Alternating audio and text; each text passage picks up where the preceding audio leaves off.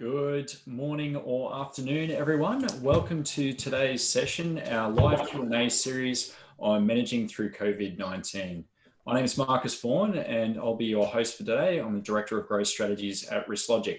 We've also got, we're very privileged to have with us an expert panel that includes Daniel Shields, who's the CEO of RiskLogic with over 20 years experience in the risk and resilience fields. Daniel, you with us? Hello, thanks everybody for attending this morning. And also joined with us is Brad Law, who again has over 15 years experience in the fields of resilience and is also our country manager for RiskLogic in New Zealand. Brad, welcome. Hi Marcus, and hello everybody. Good to be back talking on one of these webinars. So a lot's changed since we last spoke. I think the temperature's plummeted at least 10 to 15 degrees, but in the world of COVID-19, things have moved on. The rate of infection has started to drop, and we have seen workforces very much pick up and get into that work from home arrangement. Today's session, we wanted to go through what it looks like in this new environment and how we manage those major outages as they come through and we start operating as teams in this new normal, so to speak. We are going to talk through where are we now, what are some of the key trends, I guess, and actions and issues that we're seeing organisations start having to work through. And then we're going to very much jump into your questions. Now, we've received a lot of questions through upon registration, which has been fantastic. We will endeavour to get to as many of those questions as we possibly can. But in saying that, if you do have any further questions you'd like to ask during this session, please do. There is a Q&A panel at the bottom of your screen. If you can't see it, wave the mouse around. Add in what questions you might have and we'll get through as many as we possibly can. Just a quick reminder, this series is being recorded. So once this has been recorded, we will make it available to everyone that's registered on the webinar. And we'll also make it available on the RiskLogic website as well. So you can always go back and share with any colleagues that might not have been able to attend. Without further ado, though, we might get into the session. As I mentioned before, a lot has changed since we last spoke. The rate of infection across both Australia and New Zealand has very much slowed. We have seen organisations very much settle into a work from home arrangement. Personally, in working across a lot of teams and organisations, we're seeing crisis management teams slow down from meeting every single day about COVID-19 to every 2 to 3 days and some down to once a week. It does feel like we're very much moving into this next phase. Brad, obviously over in New Zealand, the restrictions have changed. You've gone from a level 4 down to a level 3. Yes, indeed. Yeah, that happened earlier in the week, and which is great. It seemed like a long time in level 4, but it's certainly paid off. So good to see some of those businesses that have been desperate to get back to start doing that and start to get a bit of normality and I guess also a bit of hope for people here to see the possibilities and end to this. Yeah, absolutely. I think I realised 2 days ago that I think we're now 7 weeks personally working from home. So it's funny how that time's really crept up, and we are really starting to adjust this whole new world order that we're living in at the moment. Dan, with all the changes that we are seeing and this momentum and shift and I guess that propensity of response slowdown, talk us through, I guess, your perspective on this and where we are at the moment. Yes, certainly, Marcus. So I think when we talk about response, very much characterised by a lot of uncertainty, a lot of new restrictions, not knowing what's next, having to completely change the way we live and the way we operate. Whereas we've seen the end to a lot of that uncertainty in terms of what's next with government restrictions and those kinds of things, to where we are now, which is what we're calling the management phase. So as Marcus said, this is really about the new normal, about stabilising business, about continuing to operate business in this different environment. So there are some really important issues that organisations are now having to grapple with, things like being able to adapt to those restrictions, that social distancing and that remote working environment. How do we maintain productivity with employees? How do we help protect their welfare being in isolation? And we're seeing that people are struggling, having that amount of time at home. They're going through different phases themselves of being able to be able to continue to operate this way and keep a positive mindset. Also managing how COVID-19 has changed our tolerance for risk. The landscape is changing, but all those threats are still there, and we'll probably talk a bit about that as we go through today. how do we sustain business in this environment when we've typically got a lower, lower revenue, less customers, different ways that we're going to interact with customers? And then, of course, starting to really understand what recovery looks like. We're now starting to see some positive signs around relaxing social distancing requirements. New Zealand, obviously, is a prime example, going from level 4 to level 3. But here in Australia, the different states are now starting to introduce elements of that. So these are really big issues that organisations need to grapple with in terms of being able to manage through the next phase and then being able to recover effectively. The reality of the situation, though, is that even with these changes, until we see effective treatments or a vaccine, and both of those are probably a little way off, we're going to have to do this with social distancing in place, which changes how we used to do things. Yeah, absolutely. What are some of the key, I guess, issues, and I guess some of those actions that we, I guess, are recommending that organisations start thinking about, given the fact that, you know, COVID was obviously a big event, but now it's the new normal. There are other major events that can very much, and an outage is very much one of them. What's that process? I mean, Brad, any thoughts from your side? Yeah, definitely. Look, I think one of the things we're seeing, certainly from some of our clients, some of the comments is the business has moved into this kind of complacency. And we've been in this crisis for a long time now, and it's really to maintain focus is important, and start to, you know, again, revisit those threat analyses that you've previously done. We're in a new environment, but our threats not only not going away, they could be increased by depending, you know, our new work environment from home, for example, from a cyber point of view. So I would suggest that, you know, something along those lines can be done now. Reassess your threat assessments, which can then obviously lead on to other actions. And just noticed a question actually that came through there from someone regarding our businesses actually thinking about thriving out of this event. And I don't know the stats around that, but our recommendation is that you certainly should be thinking about that, because there could be new opportunities that come out of this, and you need to be ready for that market change. So, you know, reviewing your threats, reviewing your current status will allow you then to be able to be proactive in that space instead of just sitting stagnant and waiting until this thing goes away. If you're in a good enough position, really that future planning should be happening now. Yeah. Well, that's probably not a bad segue. We'll start actually getting through some of the questions, and thanks, Brad, you've jumped on one already. So out of the gates bolting.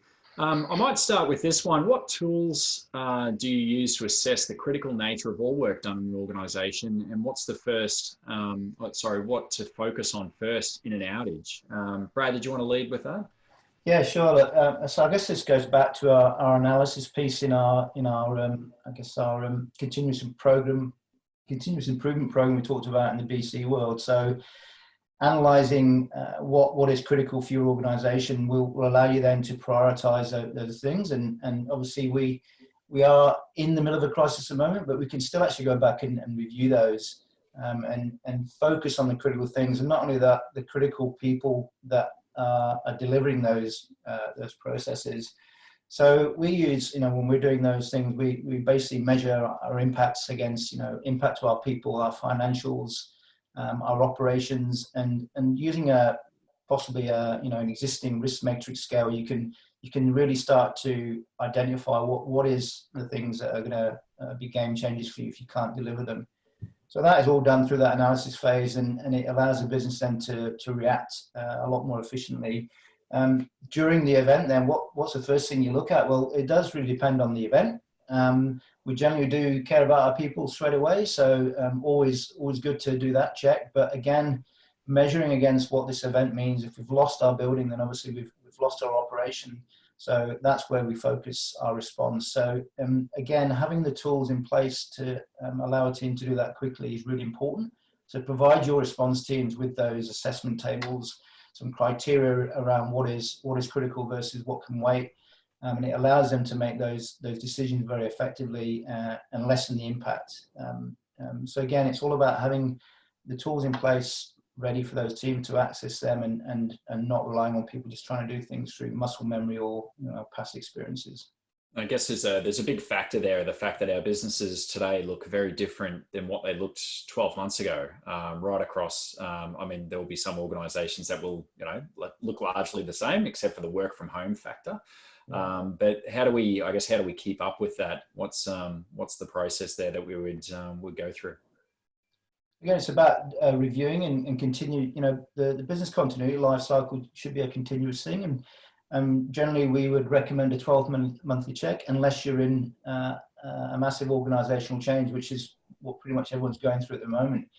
And we're actually finding, some of the people we're talking to have actually got a bit more time up the sleeve now, so they can actually review some of those things through Zoom meetings or whatever, and touch base with the managers and just make sure all that stuff is up to date and reflects what your new threat environment looks like.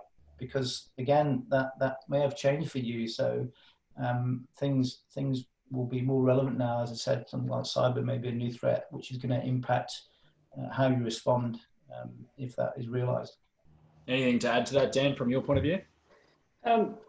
Look, I think one thing that's really important to recognise through this, and it actually ties into some of the other questions that have come through, is that what we've done over the past couple of months in terms of social distancing and remote working has been a great opportunity to see how much of our business continuity plans work in terms of being able to do things from home or other locations. That's been outstanding in terms of an opportunity to do that, because we don't normally get that other than through testing.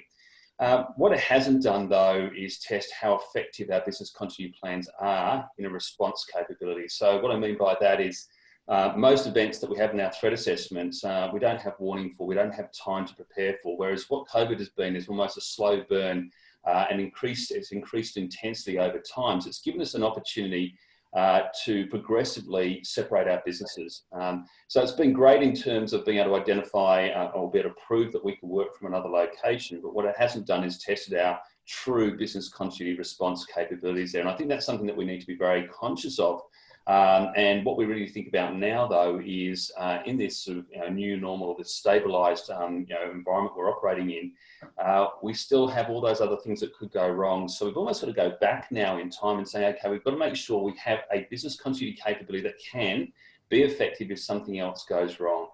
Coming back to the original question then, being clear on what our critical business functions are, the ones that are going to be most important to us if something else goes wrong in our business. That's the business impact analysis, that's the prioritisation of critical functions. So now is the time to go back and have a look at that again and say, what else do we need to do to strengthen that capability? Are we clear on what those priorities are now if something else does occur? Oh, that's good. Okay, I'm going to keep moving. One from Doug at DDH Graham. We've got techniques, I guess a question, techniques for managing the demands of communicating to impacted users versus getting an outage resolved. Brad, did you want to pick that up? Yeah, sure. It's a question we see quite a bit. Comms is one of the difficult things during a crisis. We're put under a lot more time constraints and pressures. So communication is one of the things that does struggle. What we always recommend, and we've seen working well, is having a predetermined team to respond with predetermined roles. And one of those roles is going to be around communication. So normally your communications person would fill that role, your communications team. But really having that set in place so that they can get good communications going out to those stakeholders, and understanding who those stakeholders are, and from your staff to your suppliers to your board to your clients, whatever it might be. That then allowing a bit of pressure being taken off, and as an example, maybe the IT team who are we know have been very busy over the COVID-19 and getting people up and running at home. So taking away the pressure and the communications to those guys and allowing them to do the technical piece of work so they can get on and do that, feeding back information obviously into that communications person who can then have the wider communications out to the stakeholders. So the answer really is again, having that structure in place. We don't normally recommend trying to make these teams up on the fly. Pre-designate them, get the right people in those roles, train them through training and scenario exercises, work on that communications piece. And that then allows people to focus in the areas that they need to and fix the outage, as was the question in this case. Yeah, absolutely. I think, we have seen a lot of crisis management teams go through a long period of response, and hopefully a lot of that's calming down. So we have seen, I guess, a lot of fatigue I guess, Dan, anything that you'd add to that around making sure that you still have people with fresh heads and the ability to make effective decisions when you have, just gone through COVID, or we're going through COVID, and here comes something out of left field. Yeah, definitely. And I think we need to look at this question in a broader context. So not just, for example, from an IT perspective, but any outage or major event that takes place. One of the things that we're always teaching executive teams and crisis teams is you've got to be able to operate streams of activity concurrently during a major event. So if we look at this question, how do we communicate but also resolve an issue? It applies to any event taking place. We've got to be able to run different things at different times rather than have a single team try and manage everything. So what I'm seeing in a lot of organisations right now is they've got a COVID-19 task force set up, and they've got sub-teams that are doing specific pieces of work. So let's look at those teams and say, well, look, are you set up to be able to support an executive team or a crisis team for other events other than just COVID-19 specific issues right now? That's the way we're going to broaden this out and make sure we've got a capability in place for that outage, or for the cyber attack, or for the storm that comes through, or whatever it might be.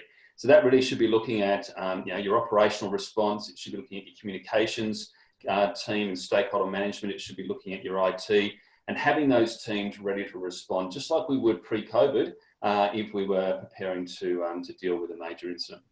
No, that's very good. Okay, this is a really good one that's come through, funnily enough, from a contracts engineer, Wakas. How do we develop resilient supply chains to ensure business continuity? Yeah. You want to start, Brad? Supply chains is definitely front of mind now. We've all probably been impacted by that. I guess it really goes back to what we've kind of been trying to instill in people for a while, is having some options, but also challenging those supply chains. So if you're a business that's got good plans and good processes in place, and you've responded well here, you still may be at the mercy of your supply chain who do not have that. So it's about actually asking those questions. And it's never too late. You can do that today, challenging them on what they've got, which matches, your response capabilities, and also, if you're up for contract renewal, enforcing that. And we're definitely seeing a lot more of that, where organisations are even being pushed to the point where they have to get accredited to ensure that they've got good continuity in place. So it's about looking for other options, but challenging your current supply chains. If they're not meeting that expectation, then you need to start looking elsewhere. And we are seeing a shift in that, definitely, where businesses are going out and auditing their supply chain, and then obviously getting those defects fixed.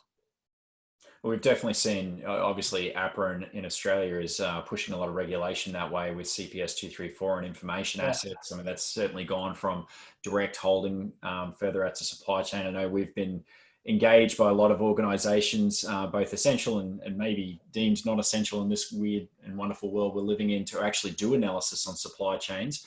Dan, anything else you'd want to add to that in terms of ensuring that your supply chains are resilient, and I guess ways to test that? Well, look, looking for those single points of failure in the supply chain is something we should have been doing already, and that needs to continue to happen now, but even more so. Look, I think that one of the most important pieces to look at now, though, is as we start to think about a phased resumption of business, and that's going to be different for every organisation, every sector, every geographic location. It's going to be different.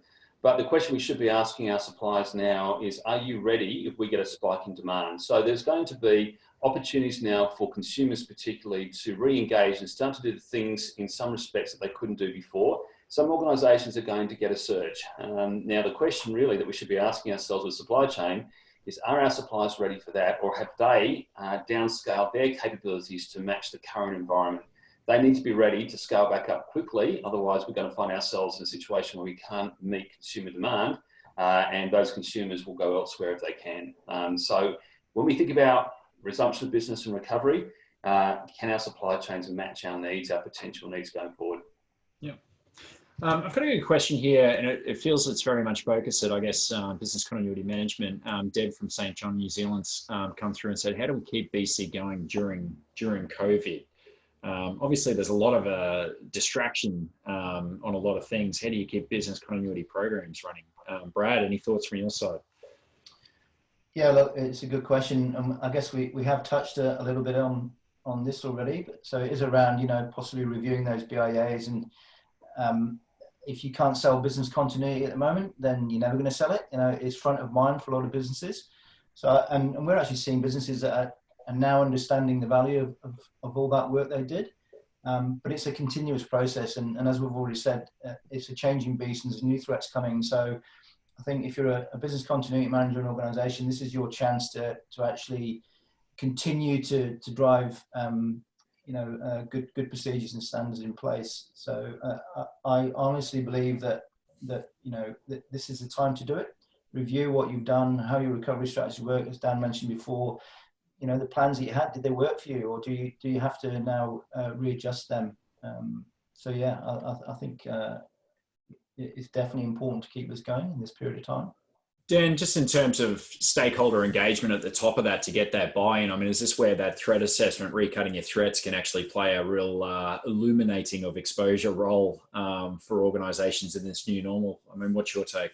Yeah, look, absolutely. There's two activities that I think every organisation should be engaging in right now. The first one there is reviewing the threat landscape and how it has changed with a COVID-19 overlay. So coming back to the point that all those threats that were there before COVID-19 are still there today. The difference for most organisations is that they're more vulnerable to those threats because of COVID-19 and the way they're operating. So think about outages.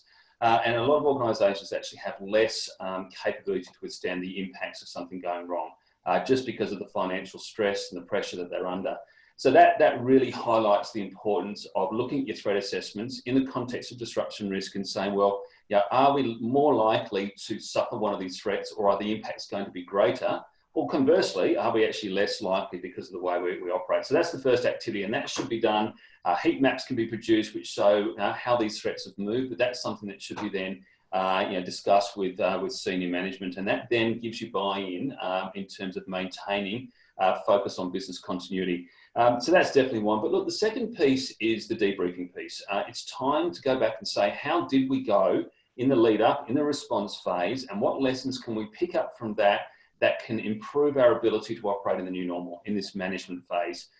So we don't want to wait to the end of this where we do a post-incident review. It's time to stop and say, what do we do well and what can we improve on that can strengthen us going forward? Coming back to business continuity and how do we maintain programs through this? That debriefing, we should be looking at each of our critical functions right now and saying, well, look, you know, we're working from home or an essential service, we're working in a different capacity. Is it working well? Are there lessons that we can take in terms of how that business function is being performed that we can now build back into our business continuity program to improve it and strengthen it and make it more resilient going forward? Oh, that's good. Sorry, Marcus, just to add to that, actually, something I think is pretty important is this, the whole BC awareness thing. So again, we've seen business continuity in isolation just with the leadership teams, but it's a whole of business activity. And this is, again, the time to reach out to your people that are working from home and going, you know, that work from home strategy we told you to use, well, tell us, how is it working? And that then builds up that awareness across the group and gets information useful for the first time ever where we've been in this environment. We're actually testing this strategy to its limit. Use that information to improve your program. Yeah, you would hope that post COVID-19, there's no naysayers about the importance of business continuity now. But hey, we'll see. We'll see. We'll see. We'll see. Time will tell. I got a live question that came through from Ben Solomon. Interesting.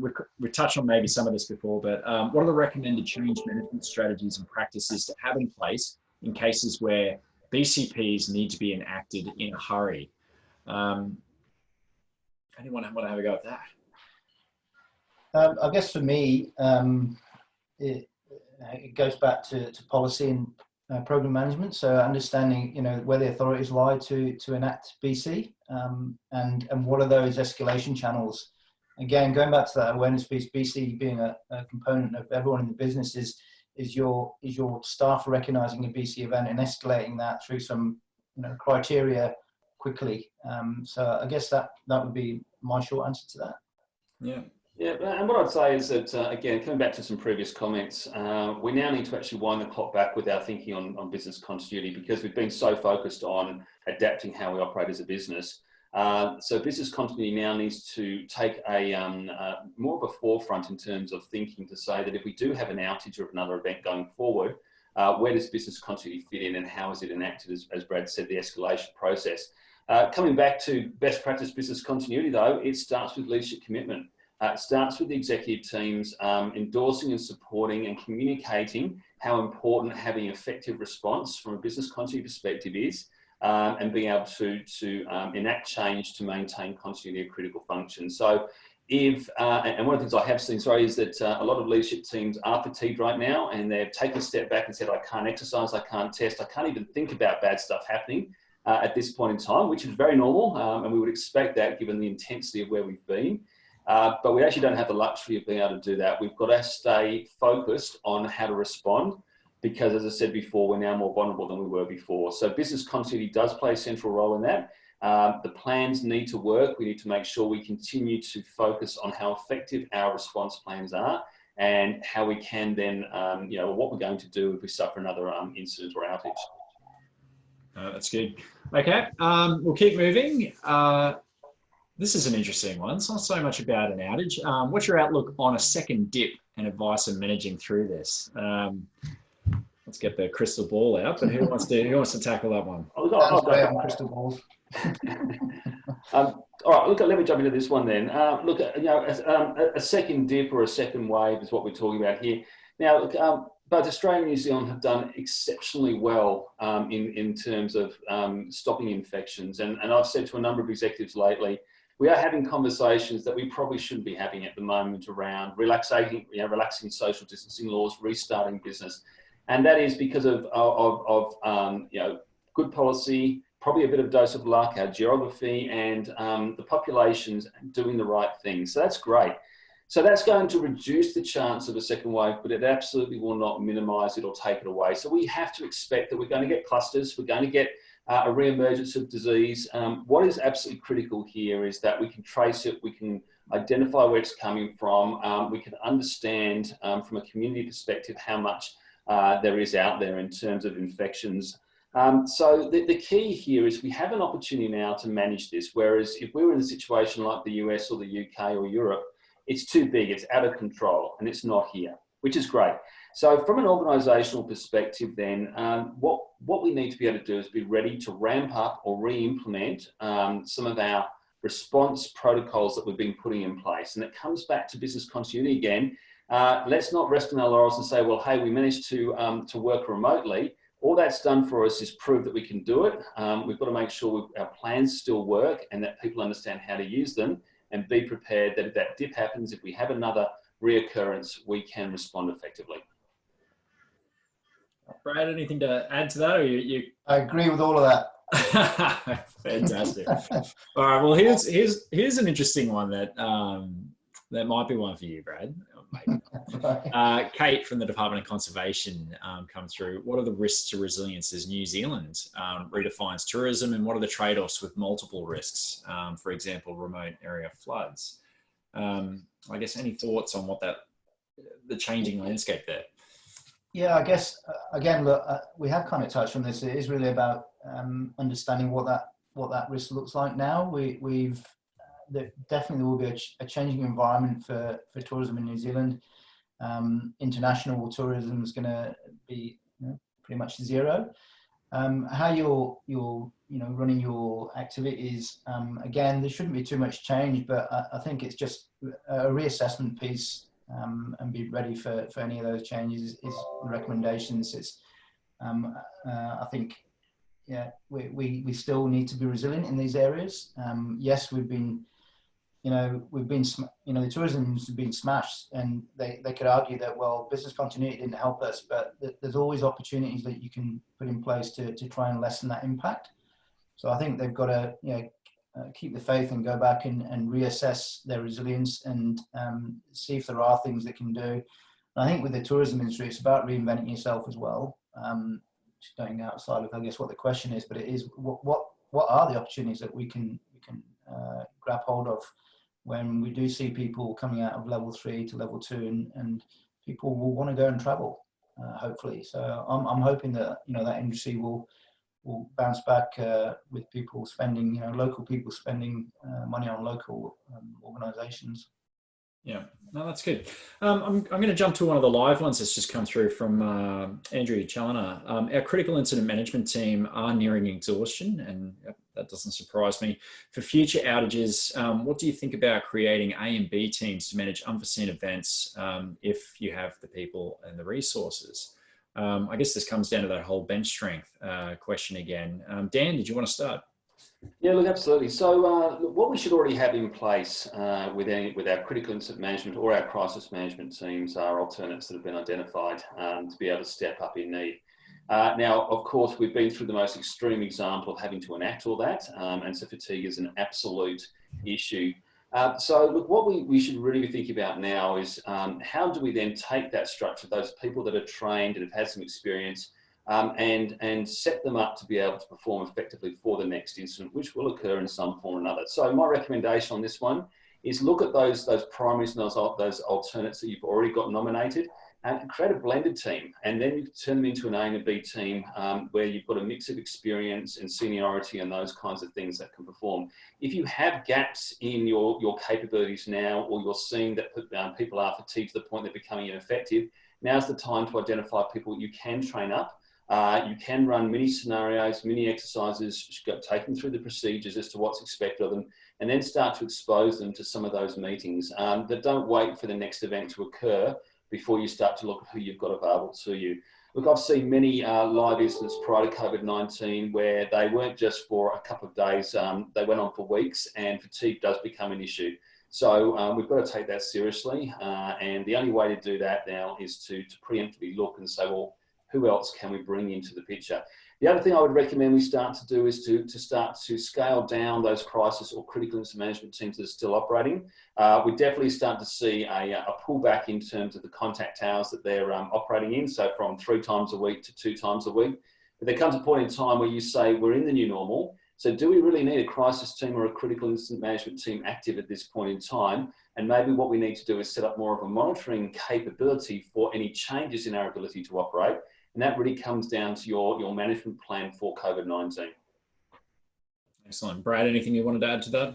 Yeah, I think one of the key things for me, and we have touched on it about, you know, team structures, but it's recognising these individuals that are getting pulled in different directions. So you look at, you know, local government in New Zealand, where people at council have to man the EOCs in civil defence response, and we're in the middle of an emergency management phase at the moment. So they're active there, but also they may have roles back in the crisis team as well, back at council. So it's about really seeing where those roles sit, and you know, not getting people to try and fill 2 or 3 different roles if you can, you know, manage it, because eventually it's going to take its toll. And I already know a lot of people that are really struggling with that. So again, predefining those teams before we have these events. And the key, obviously, is providing with the training. Don't just expect them to be a comms person just because they're a communications person. Comms in a crisis is different to day-to-day communication. So provide them with the training so they can respond effectively. That's good. Sage advice. There's an interesting one here. I'm going to just caveat where we are not qualified lawyers, so we'll be looking at this from a response perspective. Legal liability for independent schools in terms of possible work health and safety breaches by not providing a safe workplace during this time. Any thoughts around how to manage that, or whether that exists?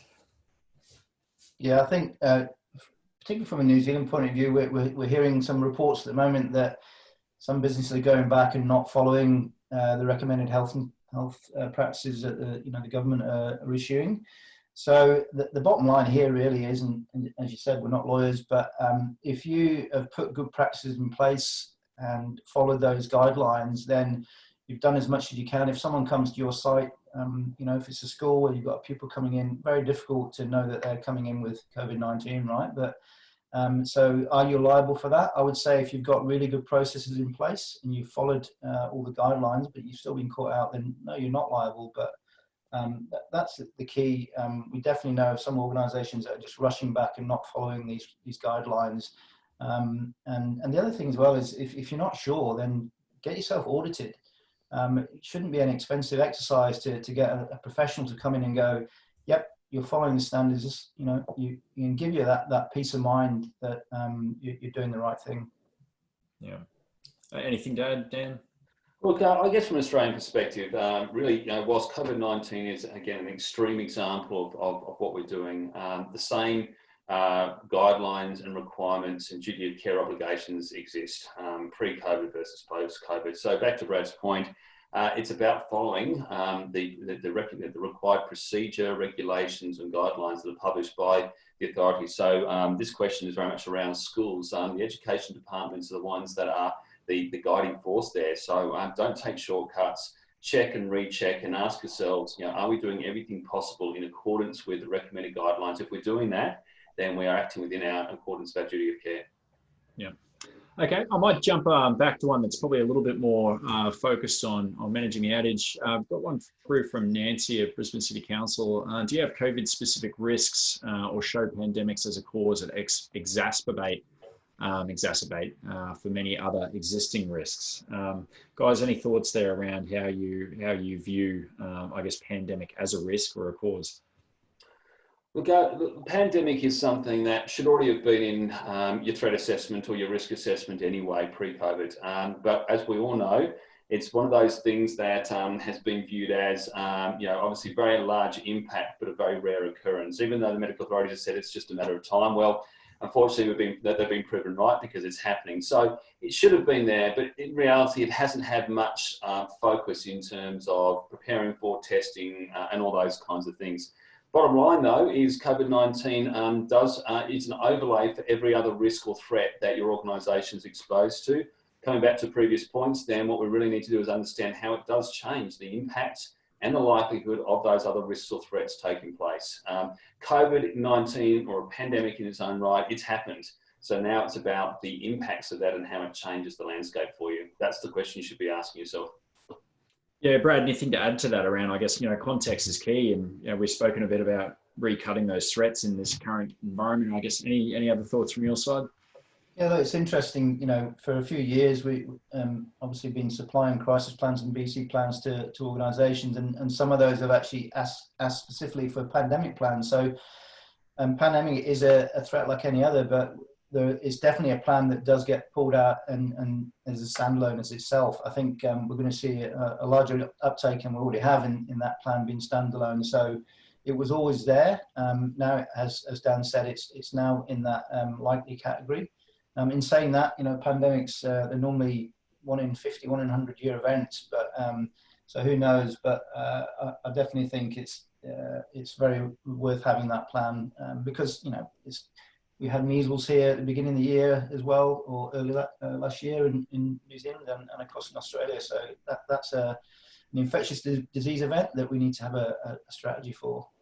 Yeah, I might just add one more comment to that then. So look, we spend a lot of time supporting organisations through February and March with pandemic response planning. In other words, the proportionate change to your business as the pandemic starts to emerge and escalate. But coming back to those phases we talked about before, the response, the management, the recovery, we're beyond that now. So the focus really isn't about pandemic response plans. It's now about the management plans, how you continue to operate through it. When this is all over and we're back to some form of business as usual, normal business as usual, we need to make sure we've all got good response plans in place for a pandemic. But now the time is really not about those plans because they're not going to serve us, in any real meaningful way. It's about the management planning.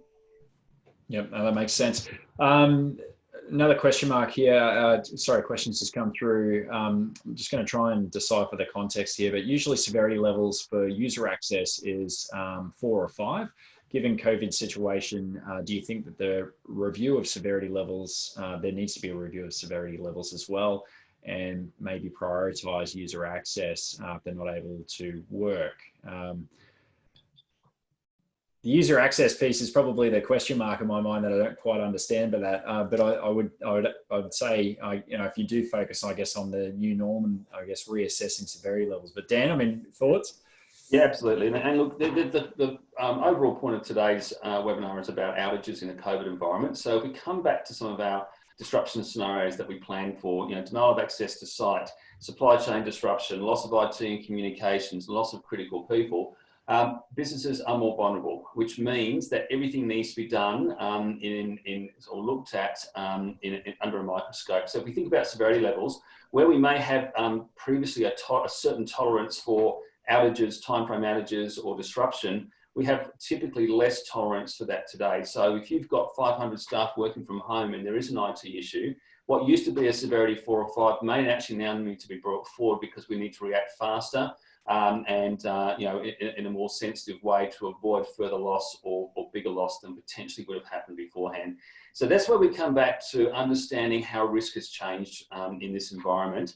If we don't have the capability to withstand a certain outage, then we need to do something internally to adjust our procedures and our standard operating procedures to reflect that.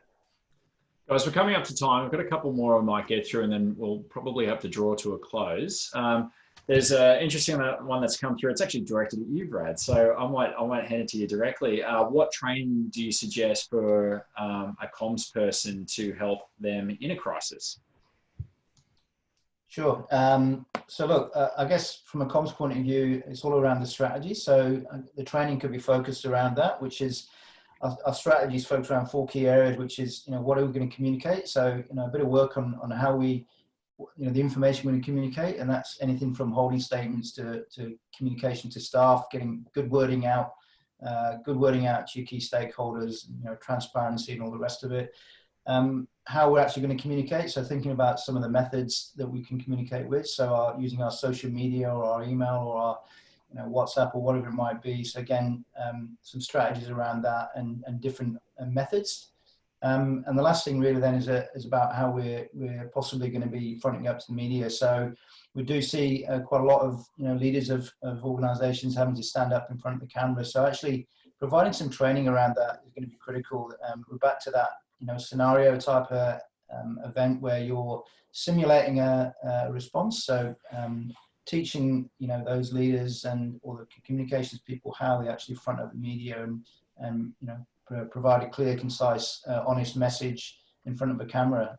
The last thing you want is your leader of your organisation having to do that in a real live event for the first time. So I guess in a nutshell, they would be the key things to focus on for that training. It is different today, so it's about identifying those different pressures that you're going to face in a crisis and being prepared, because we need to get timely communications out. So it's taking your team through that preparation, and if required, having a separate communications plan outside of your normal crisis plan to focus on that, what can be a very important piece of responding in a crisis. Probably worth noting, if you do have any questions on the crisis communication side, we do have Tim Archer, Head of Crisis Communications, can always point you in the right direction in terms of thoughts that the team should be going through as we continue to go through this situation. Guys, we're pretty much out of time. Before I close, I do have an interesting one here because it is important, because I'm conscious that COVID-19 has put the blowtorch on most budgets around the world. So no way we can commit to a full BC program right now, but we do need help. Any recommendations on what we do? Brad, Dan, thoughts? Yeah, look, I think, there are options out there. We're all feeling the pinch at the moment. So, but the key thing is we need to be still moving forward with this event. And if we're struggling, then we need to go out and find that expertise possibly, or even internal to the organisation. So, there are opportunities there where you can get someone to come in just to spend an hour with you, to give you some advice to your team, and then they go away. So it's not about signing people up for month-end contracts. It's just getting a subject matter expert to come in, maybe just an overview of what you're doing, to give some advice or review some of your documentation, whatever it might be.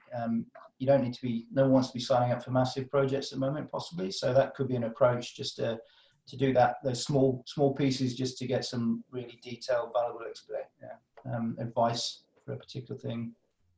Dan, anything to add?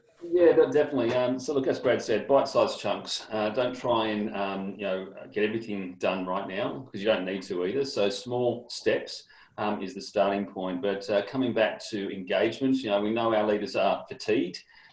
So what we need to do here is rebuild engagement and commitment to the important things that are going to protect the business.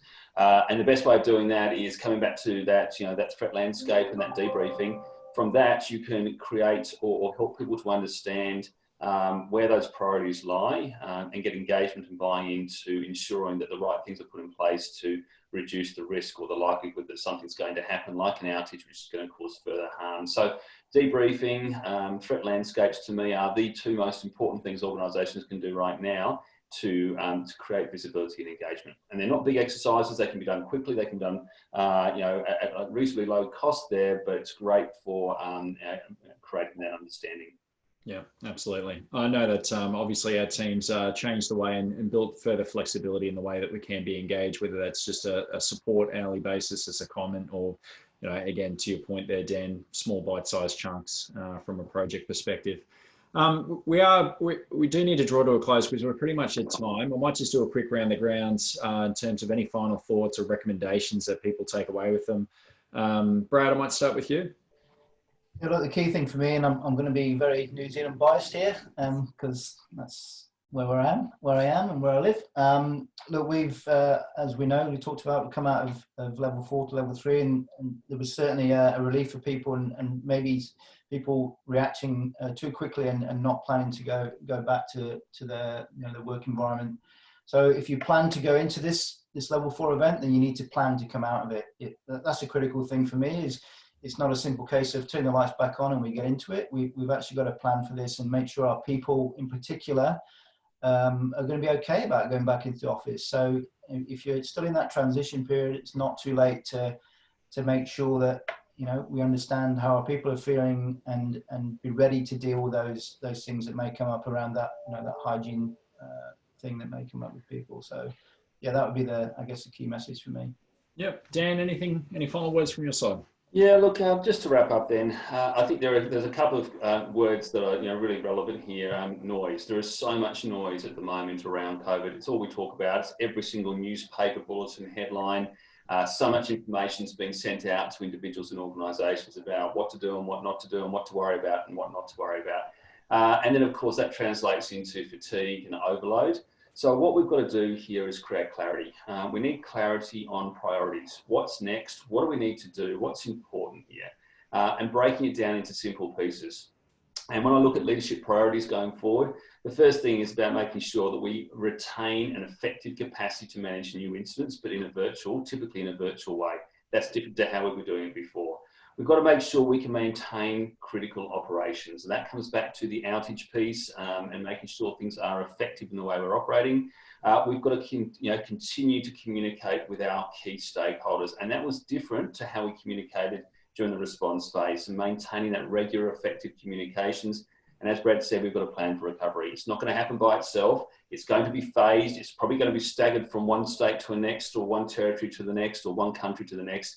So we've got a plan for how we're going to do that. So 4 key priorities: managing incidents, maintaining operations, communicating, and planning for recovery. No, that's perfect.